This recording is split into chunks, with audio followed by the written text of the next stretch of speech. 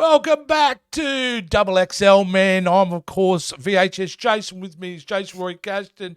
And oh boy, what an episode this one was.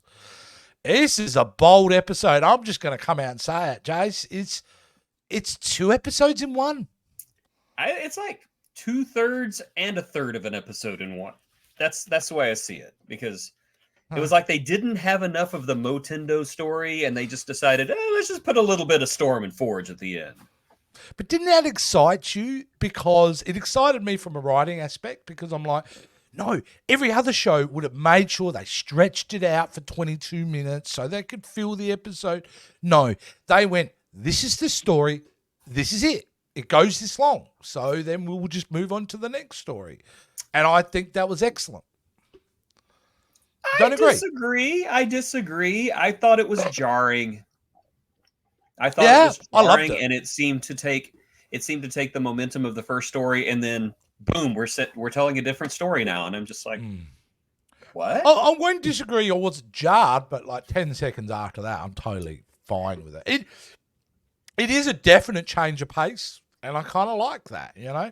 And I think they went where they needed to go with Motendo. That storyline, I think that was very tight. It almost felt like a short, like a Star Trek shorts, if I could, you know what I mean. It's like little kind of standalone story, but you know, like come on, man, how do you not love an episode where Mojo is back? Oh, I have absolutely no problem with the Motendo storyline or the Storm storyline. I'm just not a big fan of the way that they crush them together into one episode, especially whenever it's like literally oil and water never mixing. It's like we're telling a cute Motendo story, and now we're telling a really sad Storm story. Yeah, but you know, the way it said to me is like, man, they can do whatever they want on this show. It fills me just more confidence that, hey, they've just let them do whatever at this point. And what a great storyline around Jubilee's 18th birthday, which is really sweet. Really like Sunspot / Roberto. Hadn't mentioned him before, I don't think we have. But I'm really loving that introduction of that character, and I like the relationship between Jubilee and Roberto. I like them as well, and I am really a big fan of the way that they are drawing Jubilee as actually Asian now. Yeah. You can tell by looking at her that she's Asian, and I love that kind of representation. It was something, I don't know, I just never caught from the original series, because I was not a big comic book fan back then. And then later I found out, wait a second, Jubilee's Asian? When did that happen? I had no idea. But yeah, I love the way they're drawing her. It's a cute relationship. Yeah, and just on what you were saying about how they've drawn her too, kudos for making it very organic. It's not that's not jarring. It's almost like, it's right now. It's kind of like Morph for me. It's like, they're right now. They've got them right. Like they've ironed out all the issues. So, absolutely wonderful. What a bizarre, wonderful, crazy story about them getting sucked into the Motendo. And I want one. I want to buy that. I want to own it, because it's really a mix of Nintendo and Sega Genesis. Yes, you know what I mean? It's got the Sega Genesis controllers, and then it's got the red kind of Nintendo look. Yeah. Oh my gosh, that's funny. It's a Sega cartridge with I think, what is that? What video game was that? I think it was just XMEN. I remember. It was just XMEN, and this borderline's breaking fourth wall stuff, because if you ever played any of the games in the arcade or had a Genesis or a Nintendo, there were those games that are out at that time, those side-scrolling beat-em-ups. I have it. I love those. I have it. I wish I'd thought about bringing it out, but I actually have that cartridge somewhere. So and it's just, Mojo's such a strange, bizarre idea of a villain. So much fun. And what is he? An interdimensional TV producer? Yeah. Yeah, and he's great, and I love it. You've lost weight. Oh, did you notice? It's so random and fun. But he loses weight because the ratings are poor. Yeah, that's so what I thought. That was awesome. His ratings are crap, so he loses weight. And they're just throwing them into that kind of video game thing and then figuring it out. Really love the digital version of the older Jubilee. Yes. You know what I mean? That was great. Yeah. That was really great. And because of her, we got to see some of the powers, like how powerful Jubilee can be. Yes. I really enjoyed that. Yeah. Please don't make her a vampire. Please don't. No. Please don't. Don't make her a vampire. Because she's super awesome in this, I thought. Yes. They are really doubling down on that relationship. Like I said, it's a cute relationship. And I think what's good about the relationship, though, is Roberto's fear of being Sunspot. Like, he's going through what I would assume is a natural thing for most people who discover powers, is the fear of not being able to control them. And hence, for most of that story, he doesn't use his powers at all. He's too fearful. He's actually getting his bacon saved consistently by Jubilee in that. Yes, he is. Yeah.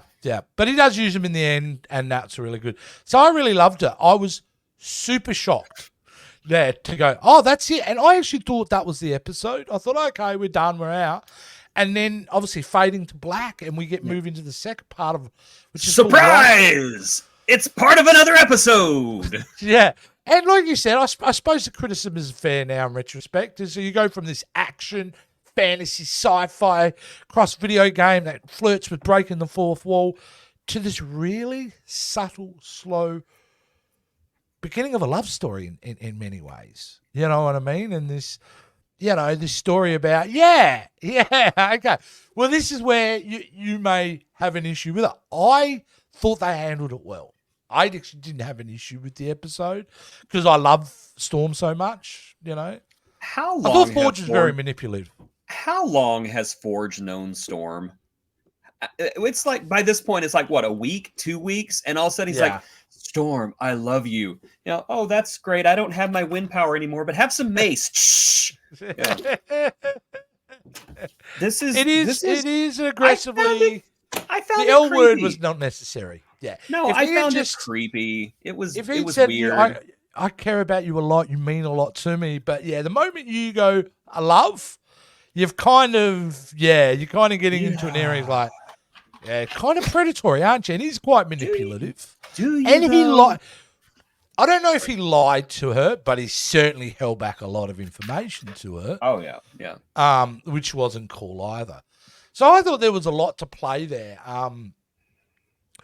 But yeah.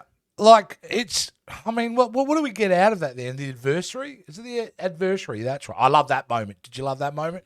Being wrapped up by that monster. Again, though, it's kind of jarring again because you've got this very, in my opinion, trite love story. And I say love in quotation marks. And then all of a sudden you have scary demon bird giving, these inappropriate hugs. Like, I will swallow your soul. And I'm just like, where did this come from? And for me, it's just was it outside the whole? Oh, and I also got to say, in a show full of strong voice acting, that was some of the worst voice acting I've ever heard when Forge came in and was like, get out of my house, you damn demon. Was that the best take? Yeah, I must admit, I do. Yeah, that was not a great delivery. So, I don't mind it. It's part one, so we're going to be seeing more of it. But it won't be next week because next week, apparently, the episode's called Remember It. And then the week after, we do Lifedeath Part 2. Remember it. Isn't that what Jean Grey said to the baby before the baby went to the future? Oh, damn. You're onto something there, Jace. I think you're onto something there. Cool. We'll see. Yeah. But I'm glad we're not just having to spend an hour or something over several episodes just with Storm. You know what I mean? And in a way, they need to tie that up pretty quickly soon. They do. It's getting old already. It is getting old. So I would have a pretty high expectation by the end of Lifedeath Part 2. She's back, fully powered, back with the X-Men. If she's not, then we're starting to see a chinks in this armor of this show. So, but either way, I thought it was bold. I just love the fact these guys are going to do what they want, and that's the way they're going to do it. And you're either going to like it or you're not going to like it. So, So there you go, guys. I, like you all, will be lining up at the stores this Christmas for my Motendo, but we'll also be back next week when we talk about Remember It. I think Jason's already figured out the plot, but we'll be back to discuss in more detail next week, guys. We'll see you soon on XXL Men. Okay, alternate takes for Forge's line. Get off my lawn, you damn dog. Get out of my house, you darn demon. Get in the fire engine, you damn